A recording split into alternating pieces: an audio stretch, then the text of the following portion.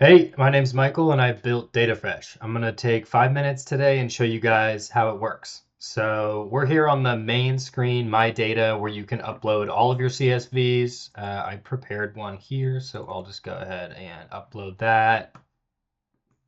Pops up quick. You can see my view data, where it should go ahead and pop up all of the data that was in your CSV. As you can see, there are a handful of different buttons up here. This example is sales specific, so this is mimicking like a weekly lead list that you would see. We're going to go ahead and get started creating an email template first, because that's the sort of backbone of all of the powerful features for DataFresh. So we'll call this first, if I could spell, follow up. Recipient email column. Make sure this is the column with all of the email addresses that you have stored on your CSV. If you don't have that, I would suggest deleting it and re-uploading it with an email column. So that's like all of the email addresses in the two column. We'll do some personalization here. So this pops in right from your CSV. All of these mail merge fields are the CSV headers. So first name, nice meeting you. So we'll do first name again. Hi. And then a little bit of personalization. So we will do title. So like project managers in let's add their industry, love, acme, and bills. Do you want one? Michael. So quick, save, easy.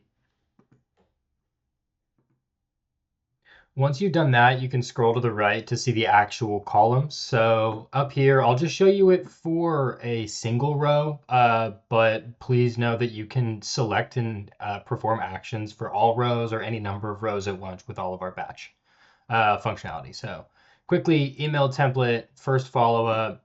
If you want to preview it before you send it, just hit this eyeball once it's selected. It'll say, Michael, nice meeting you. Hi, purchasing managers in the manufacturing industry, love Acme and Mills, blah, blah, blah. So if you want to send it, just hit this green button, spins for a second, and then it will send it on your behalf. So email sent successfully, you get a nice little success message. It's great. And then you can prove that it was sent to yourself. Here, email history, it'll send you manual email when it was sent, etc. So say you want a little bit more power on the sales side beyond just a single manually sent email. I'm going to go ahead and create a second email here because we're going to create an email sequence, which is where a lot of the real power of DataFresh comes in. So second sales template, like the first one, just go ahead and select email. Didn't hear from you last time.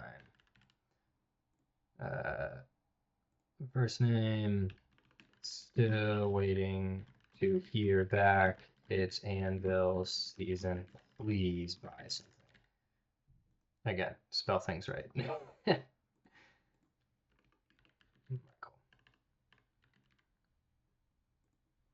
Save template again. So now you have two email templates that you can play with here. You'll be able to see both of them in the email template dropdown. But for the purpose of this, we're actually going to do something a little bit more powerful, create a sequence.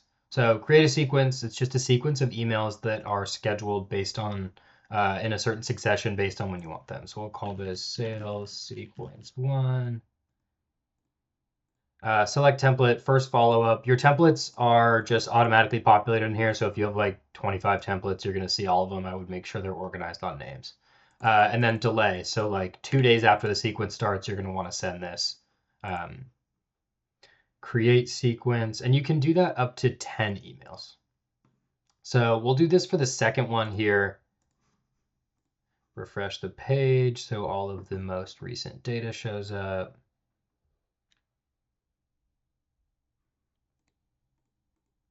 Drop down, sales sequence 1. And then that will give you an action here to activate the sequence. Nothing's going to send until you activate it, though.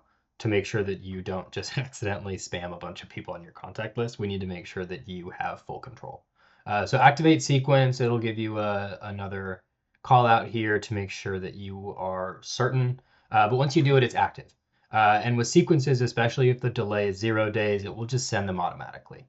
And you can see once again here what was sent and what is upcoming to be sent. So I'll take another few minutes here and show you the rest of it. So imagine you wanted to send an email to every single contact on your weekly lead list that was personalized. You can select them all here, assign a template to every single one of them. Let's say it's second sales template, but again, it could be anything. Assign it, and then in a second here, you'll get a success message that shows you that it was assigned to all of them. Reselect, and then you could send an email for all of those. So I'm not going to do that here, but just know that that's a really easy way to clear like a weekly task list in 5 seconds. And then I'll speak to a couple of different automation rule types really quick. Those are single rules that you can create. So we have 5 different types, and they all do something a little bit different. So scheduled rules, that is just a one-time schedule that's really precise down to like the second. So say you want to send an email on the last day of the month at 4:55, or you want to schedule it for someone's birthday, or you want to schedule it for whatever time and date that is that you scheduled. You just select here, create a time, bang, you're done. Next one is recurring. So this will send the same email over and over again on the frequency that you select for the quantity of recurrences you're looking for. So say you wanted to send something every 90 days for 4 times. So you're trying to get an annual, or a quarterly supply checkup. Like if you needed to reorder chemicals or something in your business. Every 90 days, you could schedule a recurring email to a supplier that sent out every 90 days. Date specific. So this is where you're going to select a date field based on like within your CSV, and then you can have it an email action based on either before, after, or on dates, and you can select how many days before or after. So this is great for like birthdays, lead follow-ups, anniversaries, renewals, etc. Field-based, this is where it reads your entire CSV. So an example here would be interest level equals high. So if you had this, and you could apply this to all of your rows here, and it would only send it to the high interest level leads. But this can be done for numbers as well, and also has greater than and less than. So it's really great for different manufacturing or more quantitative things. And then, oops. Finally, we have field comparison where you can compare one field to another. So imagine you had like minimum supply is, greater than like supply line, and it would automatically send an email when those things are true. And finally, I'll just show you can go ahead and change all of these. So if you wanted to change medium to low, low, for example, it'll just save that and it'll update the database. And then, like I said, you can have rules trigger based on that. So that's basically DataFresh. There's a ton of things you can do with it, but I just want to, thank you for taking a look and listening. I'll be sharing tons more content. So take care.